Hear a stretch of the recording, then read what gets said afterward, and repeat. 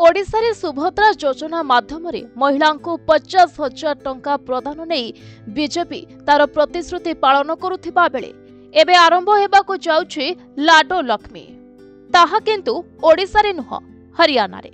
एबे बीजेपी हरियाणा रे करिछि बड़ घोषणा, जोंथिपई बीजेपी जदि हरियाणा रे क्षमतासीन हुए तेबे महिला मानकु मासकु 2100 टंका और कृषकंकु 24 फसल उपरे सर्वनिम्न सहायक मूल्य प्रदान कराजिबो बोली घोषणा करा जायछे।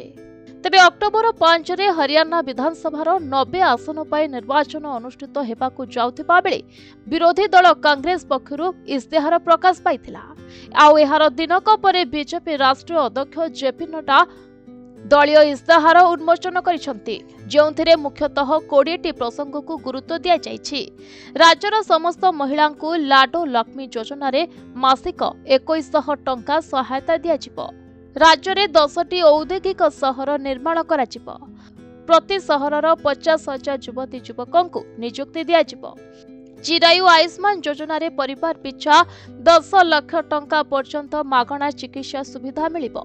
सेहिपरि कृषकंक उत्पादित 24टी फसल पाई एमएसपी सहरांचल और ग्रामांचल क्षेत्र में 5 लाख आवास, सरकारी हॉस्पिटल रे मागणा रे डायलिसिस, प्रति जिल्ला रे ओलंपिक्स नर्सरी, गृहिणी को 500 टंका रे रंधन गैस सिलिंडर भली मनलोभा प्रतिश्रुति दैछि बीजेपी। रिपोर्ट प्रतिदिन टीवी।